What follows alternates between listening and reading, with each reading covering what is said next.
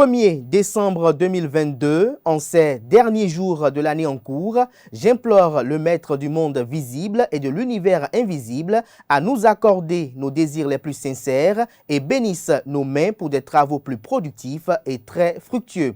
Que soient fermées les portes à toute persécution spirituelle et physique, à toute maladie et à toute épreuve douloureuse et terrifiante de la vie. Je nous souhaite un mois plein d'aventures souhaitées et de plaisir. Ce jour 1er décembre 2022, votre webmédia ESAE TV célèbre 7 ans d'existence. En ce jour anniversaire, j'ai une profonde pensée et prise de prière à l'endroit de Clément Adéoti Adéchian, fondé du groupe ESAE, qui, depuis cette année, ne cesse de dépenser et de se dépenser afin que nous puissions vous informer, vous éduquer et vous divertir. Merci également à vous, chers amis internautes, sans qui notre labeur n'aurait de sens. Soyez-en remerciés, je dirais même soyez-en bénis. Bonjour à toutes et à tous, bon réveil matinal, bienvenue ce Free Matin, ce rendez-vous matinal d'information, d'analyse et de divertissement sur ESAE TV. À suivre au cours de cette émission matinale, le point des grandes décisions issues du Conseil des ministres d'hier qui s'est tenu sous la présidence effective du chef de l'État et chef du gouvernement, le président Patrice Talon. Le consultant média communication Agapit Napoléon Maforican lance un appel à un sursaut aux acteurs des médias au Bénin afin de remettre les médias dans le jeu des acteurs crédibles du développement du pays et non à la remorque des autres pouvoirs, voire des réseaux sociaux. Découvrez au cours de cette matinale la substance de son adresse effectuée à l'occasion du 50e anniversaire du discours-programme pour une politique nouvelle d'indépendance nationale. La rédaction vous propose de suivre dans le bulletin matinal d'information présenté par Anaël Dohou les impressions de quelques citoyens sur le code de la nationalité béninoise actualisé mardi dernier par la représentation nationale. En sport, victorieuse de la Pologne 2-0, l'Argentine se qualifie pour les huitièmes de finale du mondial Qatar 2022 et termine première du groupe C. La Tunisie, quant à elle, est éliminée malgré sa victoire sur la France avec un score de 1-0. La Fédération béninoise de lutte organise dans le cadre de ses activités l'édition 2022 du championnat national de lutte africaine les 3 et 4 décembre prochains à la place Bioguera à Parakou. Le point de l'actualité sportive est présenté ce matin par Colombe Oussou. Dans la définition du jour, Kanté Amoussou nous parle ce matin du CHU, Centre hospitalier universitaire, et du CNHU-HKM, Centre national hospitalier universitaire, Hubert Kotoukou-Maga de Cotonou. Le message des astres de ce jeudi 1er décembre 2022 est présenté par Nanserine Fatoumbi. À en croire les prédictions recueillies, les natures de signes bélier sont les plus favorables pour le compte de cette journée. Cette journée s'annonce très positive pour vous, chers amis natures du signe bélier. Vous aurez l'occasion de vivre des moments agréables et les influences astrologiques seront propices à la prise de bonnes décisions. Au travail, votre enthousiasme et votre volonté seront mis en avant, ce qui vous donnera les moyens de réaliser toutes sortes d'objectifs. Voilà l'essentiel à retenir du sommaire de ce matin, chers amis internautes. On démarre juste après cette capsule vidéo de l'ESAE qui vous présente les filières disponibles à l'École supérieure d'administration, d'économie, de journalisme et des métiers de l'audiovisuel ESAE et également les réductions de scolarité effectuées pour l'année en cours, notamment celle 2022-2023 sur les différents campus, notamment à Cotonou, dans les quartiers de Gbedjourmende et d'Akpakpa, dans la ville d'Abomey-Calavi et celle de Parakou.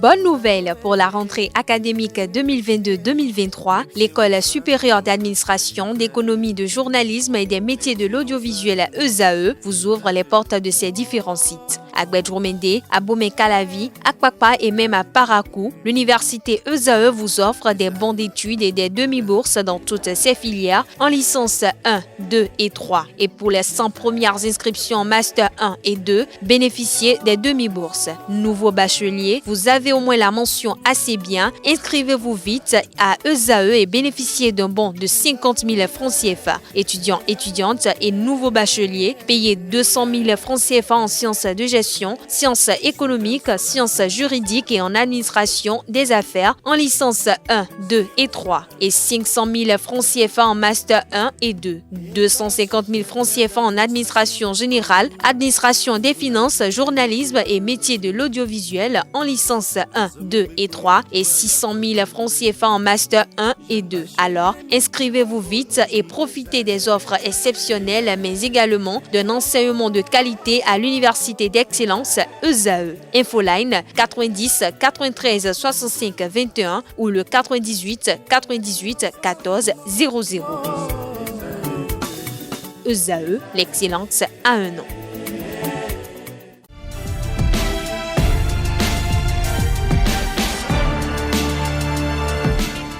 Bonjour à nouveau, chers amis internautes. Le quotidien béninois d'information générale et d'analyse, l'informateur titre ce matin en manchette: Port autonome de Cotonou, la société béninoise de manutention portuaire Sobemap dissoute. L'article est à retrouver à la page 3. Il s'agit d'une décision prise hier en Conseil des ministres. Revalorisation des salaires, les travailleurs fixés mardi prochain. L'article est à retrouver à la page 6. Secteur de la santé, l'État annonce le recrutement d'agents qualifiés. L'article, quant à lui, à retrouver à la page 9. Bénin, malgré l'arsenal juridique, les grossesses en milieu scolaire et les violences basées sur le genre, toujours déplorées, nous informe ou nous rapporte l'informateur ce matin. Son article sur le sujet est à retrouver à la page 6. L'oreille droite de sa parution de ce matin, comme à chaque parution, vous invite à découvrir dans les colonnes de sa parution les productions journalistiques des étudiants en formation de journalisme à l'École supérieure d'administration, d'économie, de journalisme et des métiers de l'audiovisuel ESAE. Le matinal ce matin en manchette: revalorisation des salaires, nouveau tête-à-tête, Patrice Talon syndicat le 6 décembre prochain. Le journal informe à travers sa manchette que le gouvernement tient à sa promesse de revalorisation des salaires des fonctionnaires. Le mercredi 30 novembre 2022, en Conseil des ministres, un point d'étape a été fait sur les modalités retenues pour ce qui est de cette revalorisation de salaire au profit des agents de l'État. Dans la même veine, une rencontre est annoncée entre le chef de l'État, Patrice Talon, et les représentants des centrales et confédérations syndicales le mardi 6 décembre 2022 à la présidence de la République. Au cours de cette séance, qui connaîtra également la participation des membres du gouvernement, retrouver des points sur le point, j'allais dire, ou des détails pour être plus précis sur l'agenda de cette rencontre à la page 7 de la parution ce matin de Le Matinal, qui propose comme titre ce matin, en deuxième de titre à la une: manutention portuaire, la Sobemap disparaît au profit d'une nouvelle société. Matin libre ce matin en deuxième de titre: entrepreneuriat, menace de disparition du pain. Plus de 300 boulangeries ont fermé, essoufflées et les yeux rouges. Les boulangers s'en remettent aux plus hautes autorités du pays. Retrouvez le constat effectué par la rédaction à la page 2 de la parution ce matin du Canard, qui propose également comme titre ce matin à ses lecteurs: convention en vue d'éviter la double imposition, échange d'instruments de ratification entre le Bénin et le Maroc.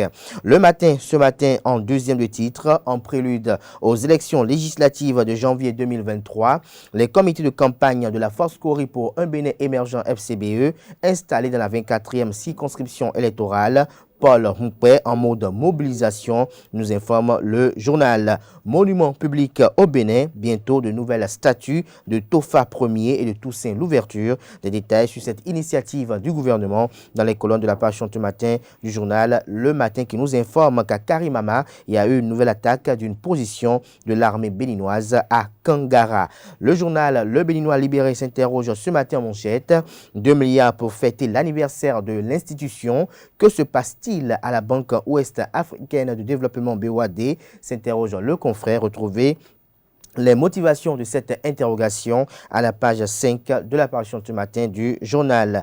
Toujours à la une de Le Béninois libéré de ce matin, Assemblée nationale, le projet de loi de finances 2023 voté ce jour. Le quotidien Le Grand Regard ce matin en manchette: regain d'activité de terrain aux partis politiques, restaurer l'espoir. Candide Azanaï se débat contre sa mort politique.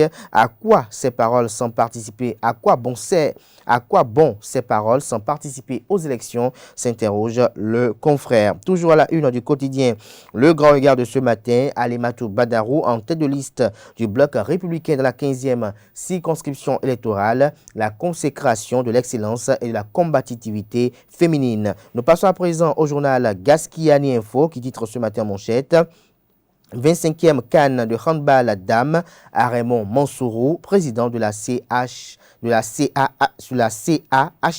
Des précisions sur ce titre aux pages 8, 9 et 10 de la parution du matin du journal. Il rapporte qu'on ne peut que se féliciter. La CAHB s'enrichit de nouveaux event delegates. Des précisions sur le titre, comme je disais tantôt, aux pages 8, 9 et 10. Dabarou titre ce matin en deuxième des titres à la une: chantier de construction des hôpitaux de Tchaourou et de Tchatchou, un réseau de vol de matériaux démantelé, nécessité de frapper fort pour décourager ses ennemis du développement. Toujours à la une du journal Dabarou de ce matin, législative de 8 janvier 2023 au Bénin. Que vaudront les partis de la mouvance face à une opposition assoiffée de pouvoir, s'interroge le confrère. Dynamisme Info ce matin en manchette: tenue d'activités politiques dans les milieux éducatifs dont l'université d'Abomey-Calavi, nécessité d'aller à l'interdiction de la pratique. Toujours à la une du même journal ce matin, échange de tirs dans le nord du pays, un soldat béninois tué, la vie des forces de défense et de sécurité de plus en plus exposée, estime le confrère. Palmarès ce matin en manchette: poursuite des réformes dans le secteur des transports, le gouvernement dissout la Sobemap. Toujours à la une du journal Palmarès de ce matin, innovation et créativité, la semaine l'Afrique des solutions pour révéler l'Afrique des valeurs. Des précisions sur le titre dans les colonnes de la parution du matin du journal. Le déchaîné du jeudi, titre cette semaine en manchette 2022, les reines du méta. Vous avez du méta, c'est-à-dire de Facebook. Vous avez Nadine Okumansou, vous avez Woman King, vous avez jeune fille du CEG Kobli, vous avez Kadi, Gros et Métis, Maman Dilara, vous avez Edwige La Folle, vous avez Agodjier, vous avez Madame Talata, vous avez Kimber McDonald et puis Gladys Abalo. Des précisions sur la parution de cette semaine de l'hebdomadaire satirique et humoristique paraissant à Cotonou. Des précisions à la page 4 de sa parution de ce matin. Le canal qui affiche ce matin à l'oreille gauche de sa parution: prise en charge des dialysés, Aro ou Ouara. Des précisions à la page 7. C'est sur cette note humoristique que prend un terme la une des journaux de ce matin. Merci à tout un chacun. Nous passons à présent au bulletin matinal d'information.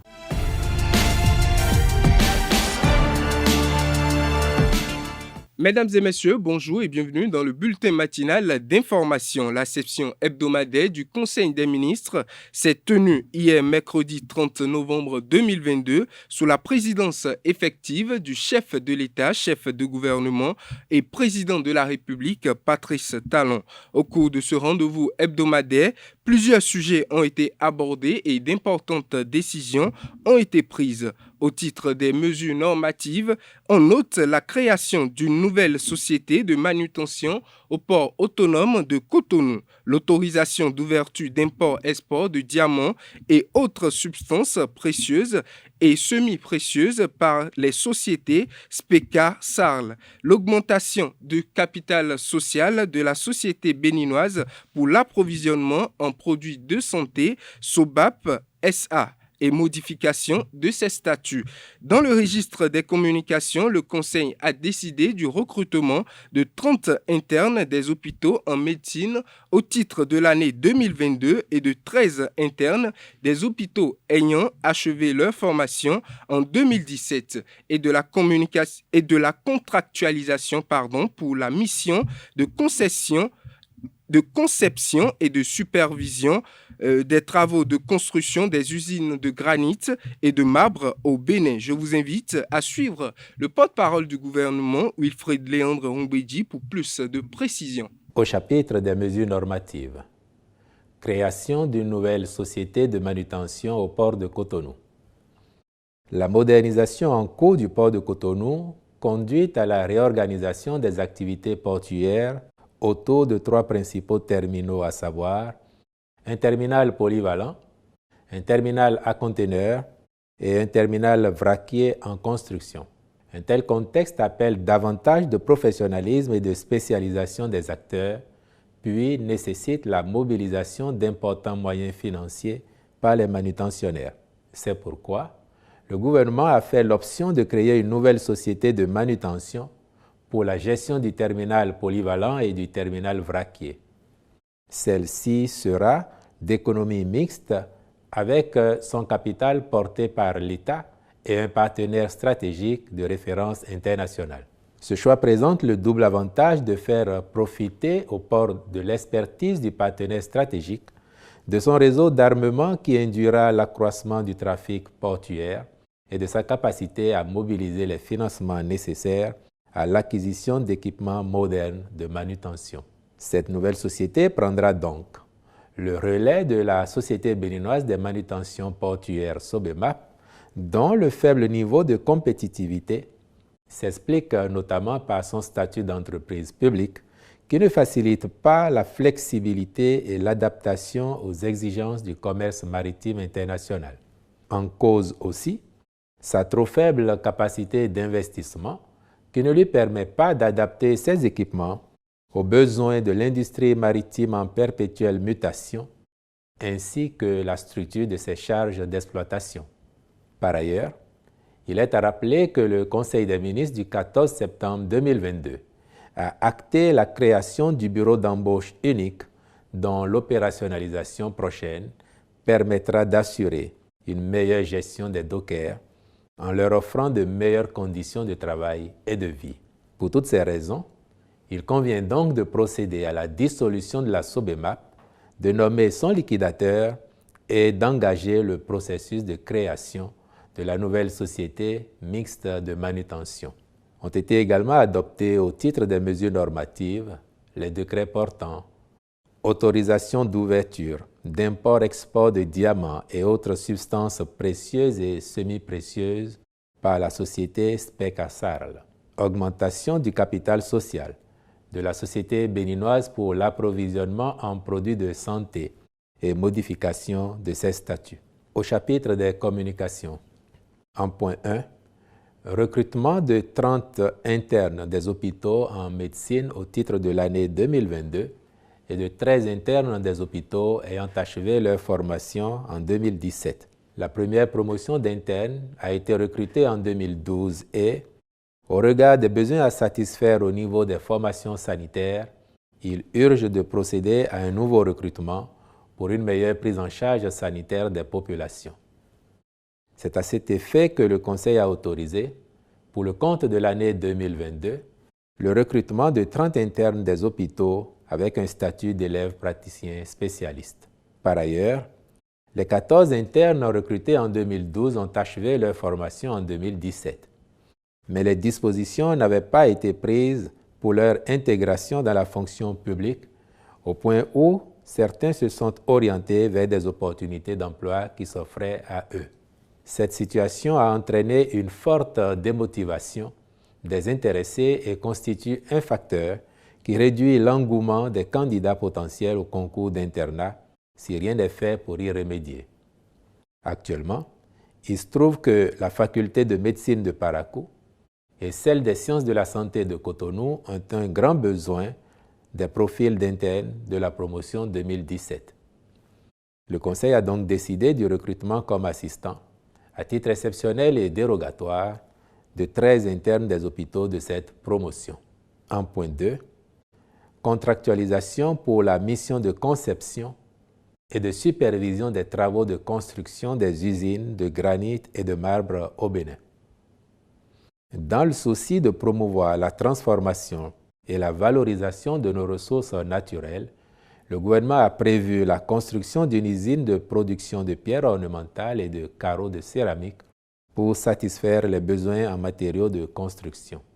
Dans cette perspective, les études géologiques et géotechniques menées par un cabinet spécialisé ont abouti à des résultats concluants qui confirment la disponibilité en quantité appréciable de pierres ornementales de très bonne qualité constituées de divers faciès de granit et de marbre. Aussi, le Conseil a-t-il marqué son accord pour la contractualisation avec un cabinet spécialisé avec pour finalité la construction des usines dédiées à leur transformation.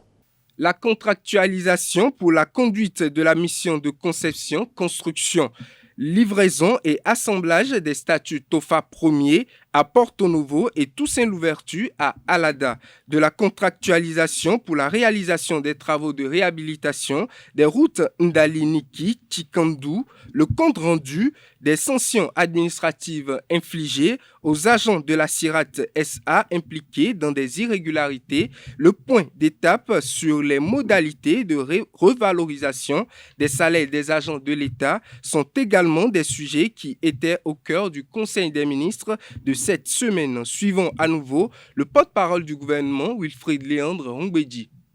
Contractualisation pour la conduite de la mission de conception, construction, livraison et assemblage des statues TOFA 1er à Porto Novo et Toussaint Louverture à Alada. En soutien aux nombreux projets engagés dans le secteur du tourisme pour en faire une véritable pourvoyeuse d'emplois et créatrice de richesses, le gouvernement a décidé de restaurer certains monuments liés à l'histoire de l'esclavage et de la traite négrière. En effet, il est noté un engouement de plus en plus manifeste de nombreux touristes d'origines diverses, dont des descendants de personnes victimes de ce trafic d'humains, qui reviennent sur les terres de leurs ancêtres pour mieux s'imprégner des réalités de cette tragédie de plusieurs siècles. Les monuments de TOFA 1er à Porto Novo et de Toussaint Louverture à Alada y participent et il est donc envisagé leur réhabilitation complète. Ce faisant, notre pays s'inscrit dans la dynamique de conforter sa position en tant que destination du tourisme mémoriel. Le monument du roi TOFA 1er sera érigé à l'entrée de la ville de Porto Novo, sur une place de 11 000 m² au nord du futur musée Vaudou et sur lequel est prévue la réalisation d'un parc à l'architecture paysagère singulière. La statue aura une hauteur de 18 mètres et sera posée sur un socle de 3 mètres, soit une hauteur totale de 21 mètres. Quant au monument de Toussaint Louverture, il sera érigé sur la place actuellement en cours de rénovation à la sortie nord de la ville d'Alada. La statue aura une hauteur de 3 mètres et sera posée sur un socle en béton de 2,70 m de hauteur, soit une hauteur totale de 5,70 m. Le Conseil a marqué son accord pour la réalisation et l'assemblage de ces deux monuments et instruit les ministres concernés d'accomplir toutes les diligences nécessaires à cette fin. En point 4, contractualisation pour la réalisation des travaux de réhabilitation de la route Ndali-Niki-Tikandu. Certaines sections de cette route, longue de 77 km, présentent de nombreuses insuffisances sur le plan conceptuel et créent de multiples désagréments aux usagers. Elle nécessite par ailleurs une mise aux normes pour en optimiser l'exploitation. C'est pourquoi, conformément à son programme d'action, le gouvernement a décidé de réaliser les travaux de réhabilitation envisagés. Ils permettront, entre autres, de sécuriser les investissements consentis pour sa construction, d'améliorer son niveau de service, d'assurer un bon drainage des eaux, d'assainir les localités traversées, d'absorber l'augmentation du trafic routier, de réduire les nuisances causées aux usagers, ainsi que les coûts d'exploitation des véhicules, le tout pour faciliter les échanges commerciaux sur le territoire national et avec les pays voisins. Les ministres chargés des infrastructures et des finances accompliront les diligences nécessaires en vue de la signature du contrat avec l'entreprise retenue et veilleront à l'exécution des travaux en conformité avec le cahier des charges. En point 5, compte rendu des sanctions administratives infligées aux agents de la Société des infrastructures routières et de l'aménagement du territoire, CIRAT SA, impliqués dans des irrégularités. Le ministre de la Fonction publique et du Travail a rendu compte au Conseil de ce que, dans le cadre de la procédure de passation des marchés publics par appel d'offres, en vue du déplacement du réseau de la Société nationale des eaux du Bénin, SONEB, En lien avec le projet de construction de l'échangeur de Cotonou au carrefour Vedoka, des irrégularités ont été relevées. Les personnes mises en cause étant le directeur général de la CIRAT-SA et 4 de ses collaborateurs. Les procédures administratives ont été subséquemment menées à leur encontre. Elles ont abouti à la rupture du contrat du directeur général, puis à la révocation ou au licenciement des autres, selon qu'ils sont fonctionnaires ou contractuels de droit public de l'État. 1.6. Point d'étape sur les modalités de revalorisation des salaires des agents de l'État. Il ressort de la présentation faite au Conseil que les options sont retenues. Mais les contraintes d'agenda n'ayant pas permis de rencontrer les partenaires sociaux plus tôt, conformément à son engagement, le gouvernement a retenu d'organiser une rencontre avec ceux-ci et le patronat le mardi 6 décembre prochain. À l'occasion, les conclusions des travaux leur seront présentées en vue de recueillir leurs avis et suggestions. Enfin, au chapitre des rencontres et manifestations internationales, le Conseil a autorisé la participation du Bénin à la 33e session ordinaire du Conseil des ministres de tutelle de la Conférence interafricaine de la prévoyance sociale CIPRES à Lomé au Togo du 15 au 16 décembre 2022. Une rencontre est prévue le mardi 6 décembre 2022 à la présidence de la République du Bénin entre le chef de l'État, Patrice Talon, le patronat béninois et les partenaires sociaux. Objectif, échanger sur la revalorisation des salaires des fonctionnaires. Les conclusions des travaux de la commission en charge de la revalorisation des salaires seront présentées aux partenaires sociaux, a indiqué le porte-parole du gouvernement, Wilfried Léandre Ongbedji, en marge du Conseil des ministres du mercredi 30 novembre 2022. Selon le porte-parole du gouvernement, un point d'étape sur les modalités de revalorisation des salaires des agents de l'État a été fait au Conseil des ministres en attendant que le chef de l'État ne se prononce sur la question dans son discours à la nation prévu pour le 8 décembre prochain. Hier, mercredi 30 novembre 2022, 50e anniversaire du discours-programme pour une politique nouvelle d'indépendance nationale de la junte militaire ayant pris le pouvoir le 26 octobre 1972 au Bénin. Agapite Napoléon Maforican lance un appel à visée professionnelle, voire corporatiste à l'ensemble des acteurs des médias au Bénin. Pour lui, à travers son adresse, il s'agit d'attirer l'attention sur un certain nombre de points dans le cadre des 20 ans des premiers états généraux de la presse béninoise qu'il a eu la chance et l'honneur de présider. C'est un appel qui est fait d'abord en prenant en compte la symbolique de cette date. 30 novembre 2022, ça fait 50 ans que le commandant Mathieu Kérékou, que beaucoup ont connu sous le grade de général, mais le commandant 72, a fait ce qu'on a appelé le discours-programme pour une politique nouvelle d'indépendance nationale. Il s'agissait donc pour lui, après le coup d'État de 26 octobre 72, il s'agissait donc pour lui de décliner la politique qu'il entend mener. Et cette politique a été mise en place en cohésion avec ce qu'on appelait les forces vives de la nation à l'époque. Donc les jeunes cadres, les intellectuels, tous ceux qui en avaient marre de ce qu'on appelait les régimes de démission de 60 à 72. Alors en mettant à profit cette date, ces 50 ans, pour faire un appel aux médias, c'est que nous puissions, en tant que médias, nous abreuver à l'aune du contenu du discours de 30 novembre 1972, c'est-à-dire la politique nouvelle d'indépendance nationale qui appelle à compter d'abord sur nos propres forces, sur nos propres ressources, qui appelle à considérer le monde comme un monde d'intérêt, où nous, Africains, nous, Béninois, nous n'avons peut-être pas la même histoire, la même sociologie, le même environnement de développement que l'Occident qui nous a colonisés et qui continue de profiter ou d'exploiter le potentiel colonial pour passer ses messages, pour passer son système, pour placer son système et pour nous faire passer la culture telle qu'elle est perçue en Europe. En clair, en tant que médias, est-ce que nous avons les mêmes défis que les médias occidentaux?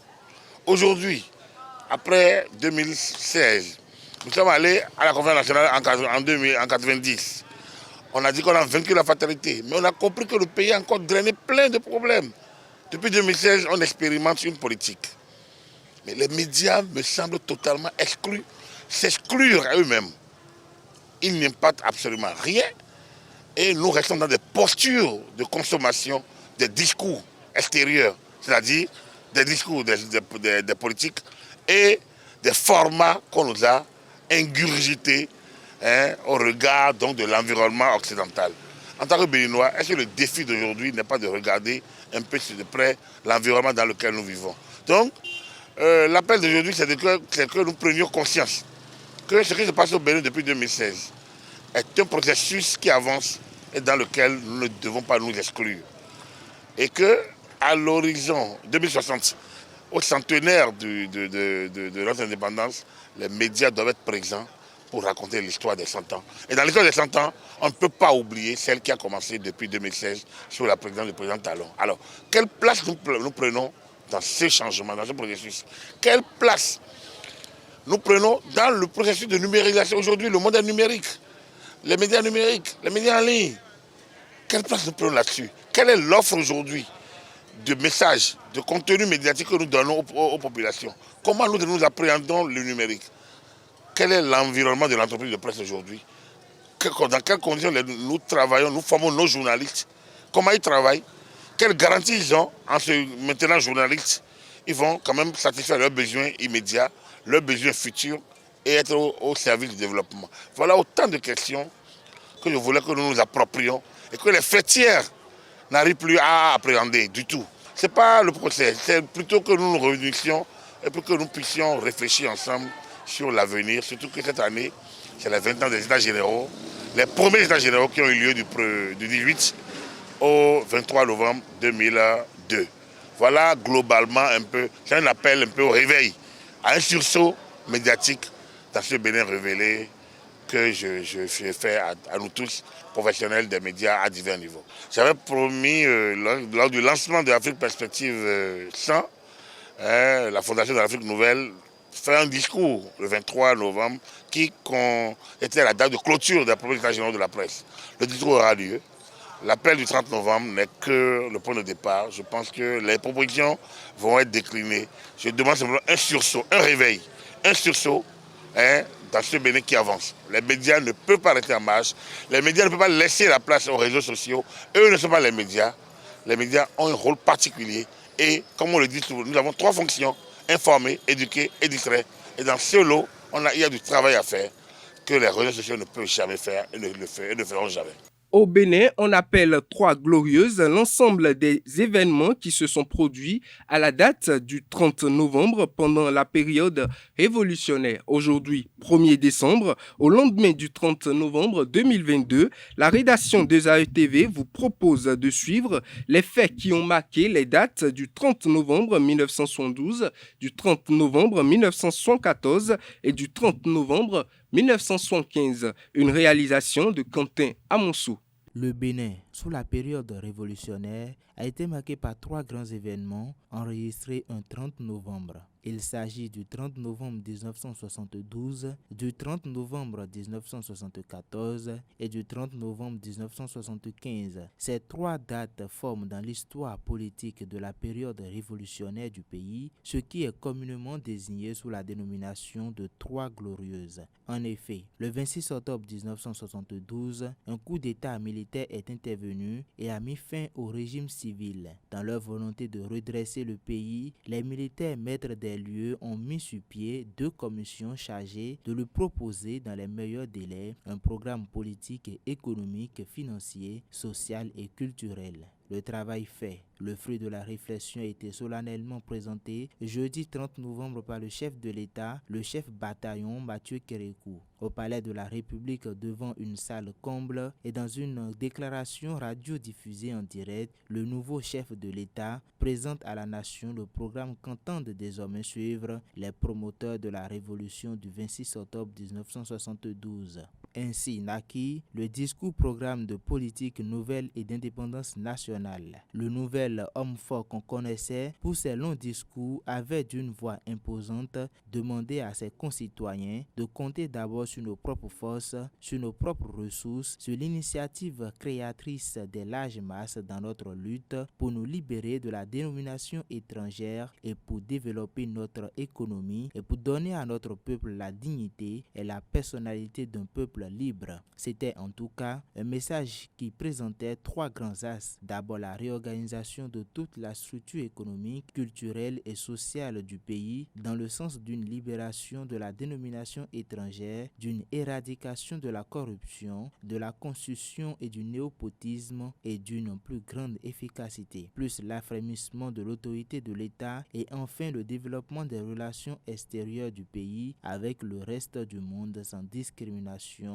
sur la base du respect de la souveraineté nationale, de l'égalité et de l'avantage réciproque. Ce énoncé, aussi simple qu'il soit, montre aussi bien l'immensité de la complexité de la tâche qui incombe au gouvernement militaire révolutionnaire GMR, lequel a par ailleurs indiqué que pour y faire face, il faudra agir simultanément dans tous les domaines: monde rural, industrie, commerce et finances, assainissement financier, éducation et formation des cadres santé et affaires sociales, administration politique extérieure.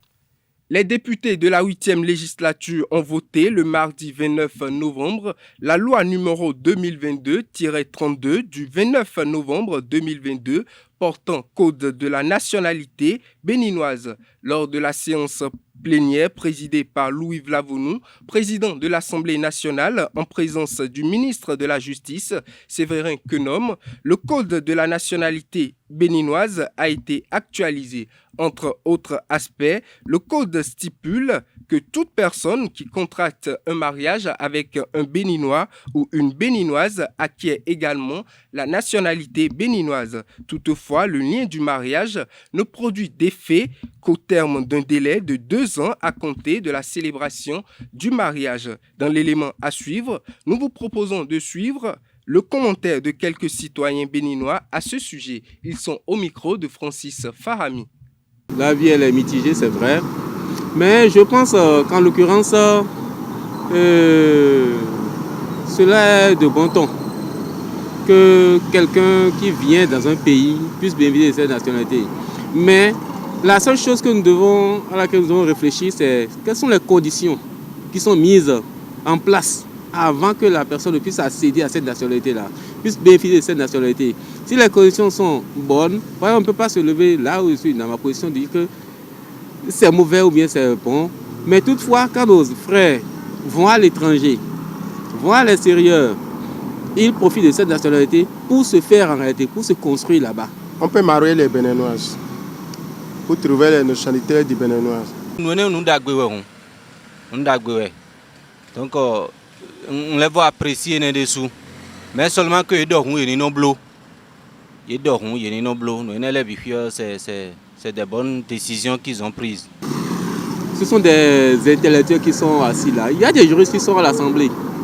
Il y a des hommes de droit qui sont là-bas. Et je crois bien qu'ils sont plus outillés pour savoir réellement à quoi s'en tenir. Et s'il le faut, je préfère qu'on se réfère également aux expériences d'autres États. Par exemple, la patrie mère, notre patrie mère qui est la France. On peut se référer maintenant à comment est-ce qu'eux, ils octroient, ils accordent maintenant ce privilège-là, la nationalité à nos frères, à nos sœurs qui se retrouvent chez eux. Et également maintenant, faire une transposition, mais toutefois en tenant compte de nos réalités à nous. Par exemple, tenir compte de nos réalités et de nos us et coutumes, on ne pourra pas faire quelque chose de potable qui puisse tenir dans le temps. Et ces étrangers-là, d'abord, on ne connaît pas ce qu'ils sont ou ce qu'ils peuvent faire dans notre pays. De nos jours, il y a trop de désordre, il y a trop de conneries. Les gens viennent, ils font des braquages et autres là. On leur obtient notre nationalité, c'est qu'ils vont encore faire tout ce qui est pire, parce qu'on ne les connaît pas. Ils peuvent toutefois se marier à quelqu'un de notre pays et puis, tôt ou tard, divorcer, encore faire du désordre, juste pour obtenir la nationalité et créer ces dégâts-là pour retourner chez eux.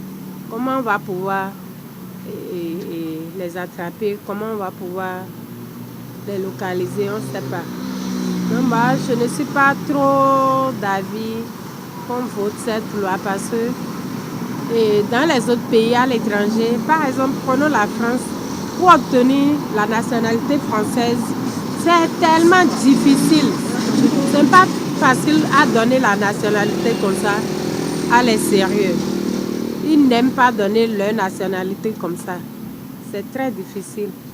Le TOFA, la traditionnelle consultation du Fa à divinatoire qui a lieu chaque fin d'année, est une prédiction des faits qui peuvent se produire dans l'année à venir.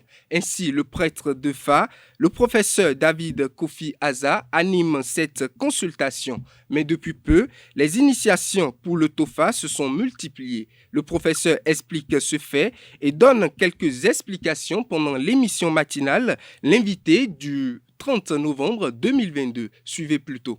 Ce qui se passe réellement au TOFA, c'est comme vous allez faire un check-up chez le médecin. Le médecin vous dit, tenez, il y a telle maladie en gestation, il y a telle autre en gestation, voilà le traitement qu'il faut faire. Si vous faites bien votre traitement, c'est que les maladies qu'on avait déjà trouvées qui sont en gestation peuvent ne plus se développer. Et avec les médicaments, le traitement qui est fait, ces maladies-là peuvent partir. C'est la même chose que le TOFA. Le TOFA nous dit exactement, voilà ce qui va se passer au cours de l'année à venir. Les années où on a les moyens de faire les sacrifices, les prédictions du FA ne se réalisent pas. Ou pas à 100%. Parce qu'on prend les dispositions pour atténuer ou déjouer complètement ces prédictions-là, qui sont négatives. Maintenant, il y a des années où on n'a pas souvent les moyens et on ne fait pas grand-chose. Et là, toute la population est applaudie, dit le FA a dit ça, c'est pas, le FA a dit ça, c'est pas. Notre objectif, ce n'est pas que les prédictions du FA, là, négatives, là, se réalisent, non. L'objectif, c'est de pouvoir les identifier, anticiper et corriger ça pour que ça ne se réalise pas. Donc, quand on a la population cotise et qu'on a ce genre de moyens et que les rituels expiatoires et propitiatoires ne nécessitent pas grand moyen, on arrive à corriger tout ça là. On ne rencontre, on ne voit, mais on ne sent même pas que le FA avait prédit ça. Parce que ça n'arrive pas souvent. Peut-être on peut sentir quelques fumées, mais ça n'arrive plus. Donc on se dit, le FA a dit ça, mais ça n'est pas arrivé. Pourquoi la population s'attend à ce que les malédictions du FA, là, s'abattent là, sur elles-mêmes? C'est ça, là, souvent, la question que je me pose. Je dis, mais nous, on fait tout pour éviter ces malédictions-là, ces mauvaises prédictions, mais eux, ils veulent que ça se réalise pour dire que, pour applaudir le FA. Nous, on n'a pas besoin d'être applaudis.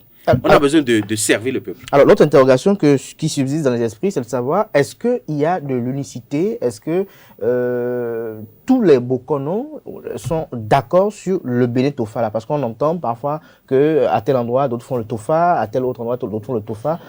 Pourquoi on note cela, ce qui n'était pas le cas par le passé? Je veux vous dire quelque chose. Si vous commencez par faire, vous avez une initiative, et que l'initiative commence par porter, d'autres vont copier. On ne copie pas ce qui est négatif. Vous n'allez pas voir un voleur venir dire publiquement, moi j'ai copié tel voleur, et puis j'ai volé ci, j'ai volé ci, j'ai volé. Non, on copie ouvertement là, ce qui est bon. Le TOFA, nous l'avons fait pendant 10 ans. Et ce n'est qu'à partir de la 11e année que les gens ont vu que maintenant ça là, c'est de la vérité. Et ils ont commencé par copier un peu partout. On ne peut pas refuser ça. Ça veut dire que ce que nous faisons a une portée. Et les gens ont cru à ça. Et aujourd'hui, les gens pensent qu'ils peuvent aussi nous imiter. Si on cherche à nous imiter, moi, on ne peut être qu'heureux par rapport à ça. Mais le problème qui se pose aujourd'hui, c'est quoi? C'est que le TOFA, nous avons procédé à sa résurgence. Le TOFA a une histoire. Le TOFA a été oublié pendant 106 ans dans ce pays. Pendant 106 ans, personne ne s'est rappelé du TOFA. Et ce n'est que 106 ans après que j'ai procédé à la résurgence de ce rituel-là, qui se faisait jadis dans ce pays.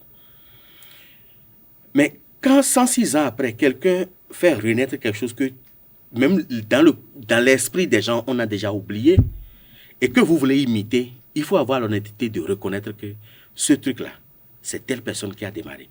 Mais pour le faire, malheureusement, on jette de l'opprobre sur ce que j'ai initié depuis 15 ans, et qu'on a commencé par copier récemment.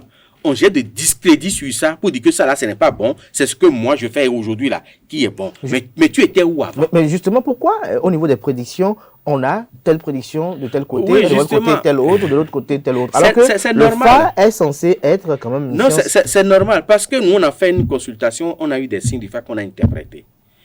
D'autres vont faire une autre consultation, ils auront forcément d'autres signes du FA. Donc, ils vont interpréter ces signes du FA-là selon les règles de l'art. C'est ce qui fait la différence. Donc, vous ne faites pas la même consultation, en réalité? Non, nous, on fait le TOFA. Et le TOFA a des codes que je n'ai jamais révélés jusqu'à aujourd'hui. Les gens se lèvent, ils pensent qu'on se lève et puis on vient, on consulte. Non. Il y a des rituels qui se font 7 mois avant le TOFA, on commence à préparer le TOFA. Je ne dirai pas comment ça se passe. Mais maintenant, droit tout, ouais. 7 mois avant, on a déjà commencé.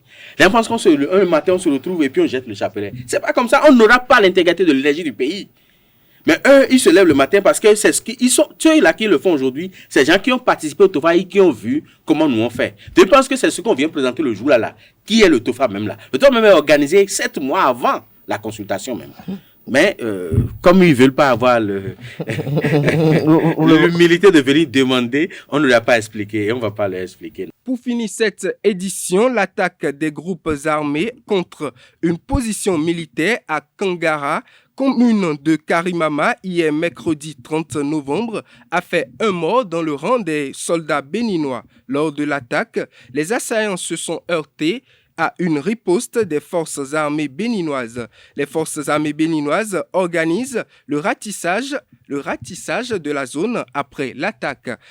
Kangara est une zone frontalière opaque W dans l'arrondissement de Birni-Lafia, commune de Karimama. Mesdames et messieurs, c'est tout pour le bulletin matinal d'information. Merci à vous, Aneldo, pour cette présentation du bulletin matinal d'information. On retrouve à 19h Nansirine Fatoumbi pour la grande édition du journal télévisé sur ESAE TV. Place à présent à la page des sports présentée ce matin par Colombe Oussou. Amis sportifs, bonjour. Mondial Qatar 2022, l'Argentine a livré un match de grande classe contre la Pologne 2-0 mercredi et s'adjuge la première place du groupe C. Les Polonais ont tremblé mais se qualifient en 8e de finale malgré la victoire du Mexique sur l'Arabie Saoudite 2-1. La Pologne retrouvera la France en 8e de finale dimanche prochain. Plus sérieuse, la Tunisie a remporté son duel face à une équipe de France en roue libre, un succès insuffisant à qualifier les Aigles de Carthage en raison de la victoire de l'Australie face au Danemark. Pour le Danemark, demi-finaliste du dernier Euro, cette élimination au premier tour avec ce bilan d'un point sur 9 constitue une énorme contre-performance. Revenant à l'échelle nationale, la Fédération béninoise de lutte organise dans le cadre de ses activités l'édition 2022 du championnat national de lutte africaine les 3 et 4 décembre à la place Bioguera à Parakou. L'innovation de cette édition est l'ouverture du championnat au foyer de lutte afin de sensibiliser sur les différentes réformes entreprises par le comité exécutif et surtout amener les lutteurs à se formaliser. L'objectif du comité exécutif est de donner la chance à tous les meilleurs lutteurs de participer à ce grand rendez-vous sportif qui permettra de découvrir de nouveaux talents. Ce championnat national sera organisé au profit des lutteurs béninoises de la catégorie des moins de 66 kg, 76 kg, 86 kg et 120 kg chez les hommes et dans la catégorie située entre 50 kg et 76 kg chez les dames. Le championnat dans sa nouvelle formule connaîtra la participation de 75 lutteurs provenant de 15 clubs et associations sportives. Dès la fin du mois de décembre 2022, l'ambassadeur de Turquie au Bénin, Kemal Onum, va finir sa mission. Mais avant son départ, l'organisation non gouvernementale Play Your Game a honoré celui qui aura participé à la vie de cette organisation ces 4 dernières années. Ceci à travers un hommage qui lui a été rendu, occasion pour l'ONG d'offrir un présent à l'homme diplomate sportif. C'était dimanche dernier à Bénin Tennis d'Akwakwa Dodoma. Pour finir, le groupe 229 Sport lance officiellement ses activités pour le compte de la saison 2022-2023. Ainsi, une conférence de presse est prévue demain, vendredi 2 décembre 2022 à 10h à la salle de conférence du stade de l'Amitié Général Mathieu Kérékou de Cotonou. Au cours de cette séance, les détails seront donnés sur l'édition 5 de SICAFOR, le bilan des précédentes éditions, les innovations et les activités annexes du média durant la saison. Ce sera tout pour la page des sports de ce matin. Merci pour votre attention et à très bientôt.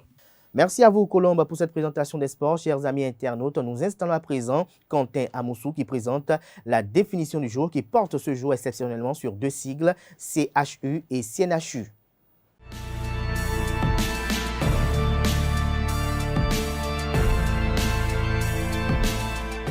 Bonjour, amis internautes. CHU signifie Centre Hospitalier Universitaire.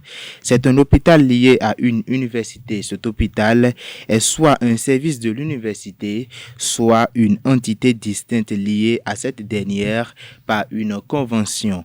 Le CHU peut ainsi permettre la formation théorique et pratique des futurs professionnels médicaux, personnels paramédicaux et chercheurs en sciences de la santé. Cependant, il y a bel et bien une différence entre CHU et CH. Un CHU est un établissement de soins attaché à une université, tandis qu'un hôpital ou encore un CH est juste un établissement de soins. Au Bénin, le Centre national hospitalier universitaire Hubert Koutoukou Manga, CHNU, HKM situé à Cotonou, est un office public sous la tutelle du ministère de la Santé et qui est doté de l'autonomie de gestion pour sa performance. Le CNHU-HKM a été créé le 30 octobre 1962 pour une capacité de 350 lits. Il est devenu Centre national hospitalier et universitaire de Cotonou le 10 janvier 1973. À la mort du premier président de la République du Bénin, son Excellence Hubert Koutoukou Manga, sous le mandat duquel l'hôpital a vu le jour, il a été baptisé CNHU-HKM. Vous vous demandez certainement qui est le directeur du CNHU-HKM de Cotonou. Eh bien, depuis le mercredi 13 janvier 2021, Dieudonné Nyononfou est le directeur du centre. Il a été nommé en Conseil des ministres. Voilà, c'est tout. Merci pour l'attention. Merci à vous, Quentin Amoussou, pour cette présentation de la définition du jour, une présentation assez instructive. Merci à vous, chers amis internautes, également pour l'attention. Free Matin se poursuit. Nous installons à présent Nansirine Fatoumi qui présente l'horoscope du jour.